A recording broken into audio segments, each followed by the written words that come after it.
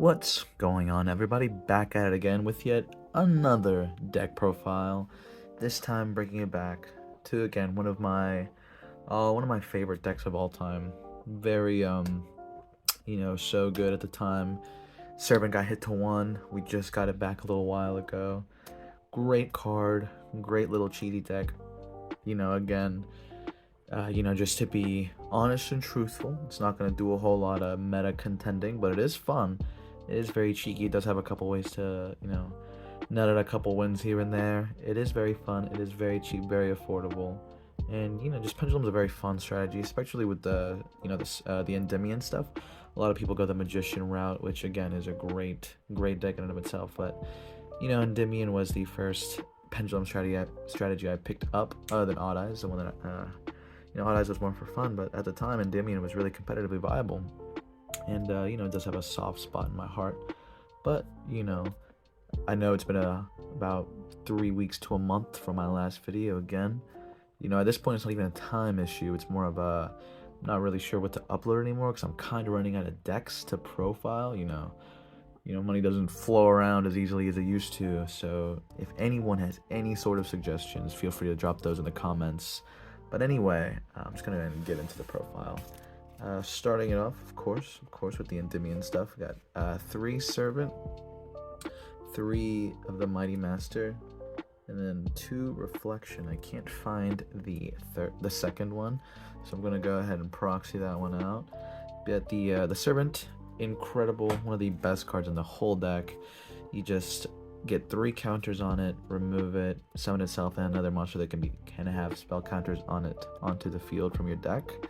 You usually go into the Jackal King to stop any Nibiru plays. The Mighty Master is, again, an insanely good card. It is a spell trap negate by bouncing 1 card with a counter on it.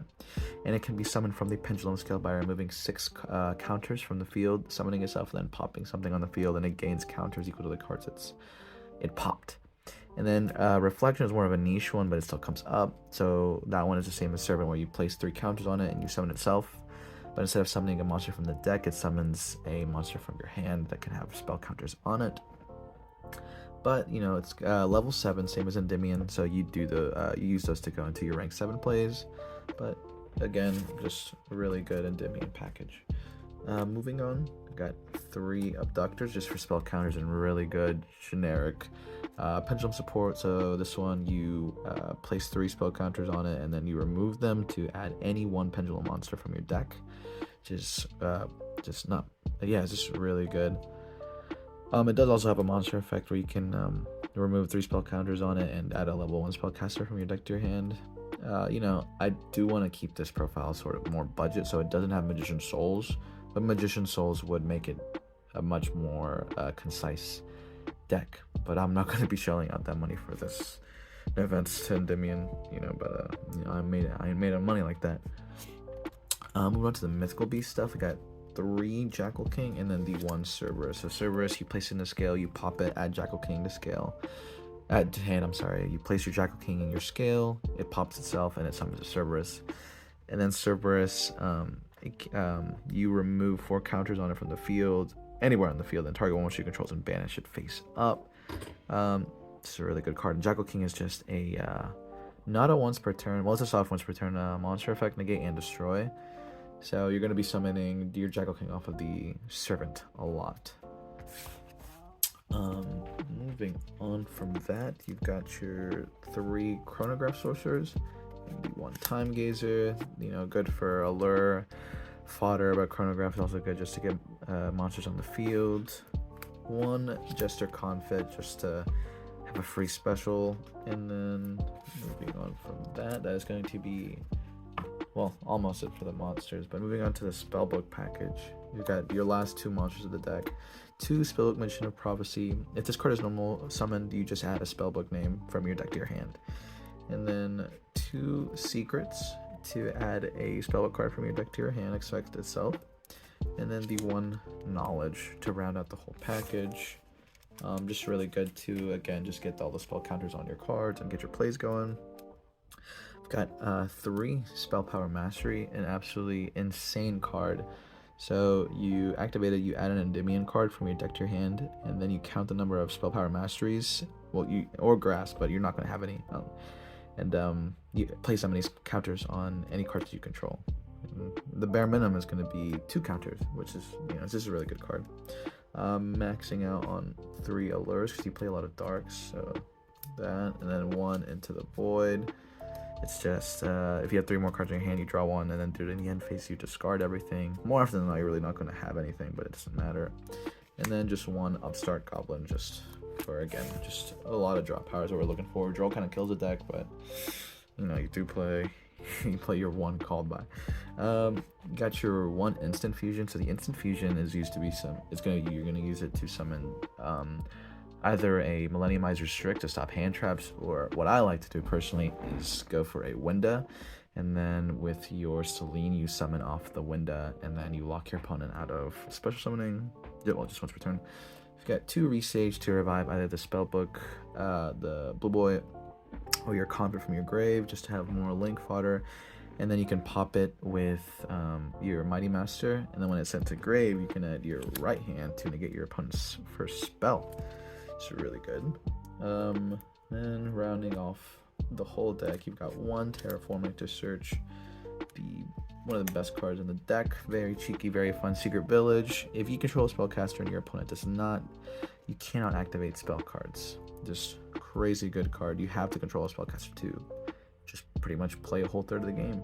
And then just to round it off, just the 1 Call by the Grave, just in case, for all those pesky hand traps, but Droll kind of does kill it. But that's gonna be it for the main deck. Again, this isn't gonna be a profile with at the side deck, so just build that to your own discretion, whatever kind of locals, cater it to whatever you're playing.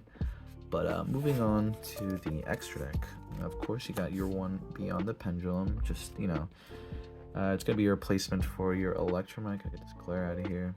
Let me see. Yeah, it's terrible. All right, you're gonna it's just put in the scale. You pay your life points. You add a pendulum monster from your deck to your hand, and then you must immediately pendulum summon, or your scale's effects will be negated. You've got your 1 Daybreaker. He gains a counter when he's summoned, and then when a spellcaster is summoned to one of his link arrows, he gains another spell counter. Then you can remove 2 spell counters from him, and then pop a card in the field. Got your 1 Crowley to dig for your spellbook stuff. A Dark to link climb and to pull darks out. Not darks, I'm sorry. Yeah, dark monsters out of your opponent's grave. And then the 1 Cross Sheep, because when you revive the Vortex Dragon, or really anything really, Cross Sheep does what Cross Sheep does. That's it gonna be for the link 2s, right? So everything else, you playing 2 Selene, because you play a lot of spells, get a lot of spell counters, and she revives a spellcaster from the grave, being your Blue Boy or your Confit. 1 Apollosa for going first. You're gonna be ending on that typically for some monster negates. 1 access code for going for game, and then the 1 Underworld Goddess. I don't really end up going into access code again unless I'm going for game, and Underworld Goddess is just a fun cheeky little card, but more often than not you're going to be ending on the Appaloosa, because you're going to be only going first. Moving on, you got your 1 Absolute Dragon, so you're going to make that with 2 level 7s, either being your Endymion or your Endymion's, or your the Servant of Endymion, not the Servant, I'm sorry, Reflection of Endymion. And then you're going to link off the Absolute. You're going to go into a Vortex Dragon, which is going to be an Omni-Negate.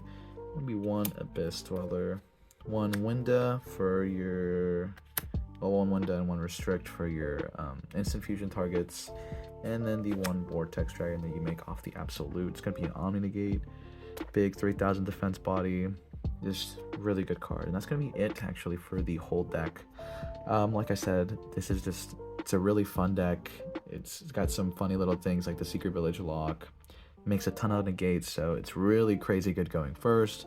Going second, it does struggle, and then if you're playing cash and if they find, they know that you're playing pendulum, they're just gonna block out your zones. But regardless, it's very fun, very good to take the locals, catch people by surprise. But again, that is gonna be it for this video. And again, I do reiterate, if you have any ideas for any kind of content I should upload, because I am running low on the decks to profile, feel free to drop that below. But if you like what you saw, feel free to like, comment, and share. But again, it's going to be it, and you guys have a good one.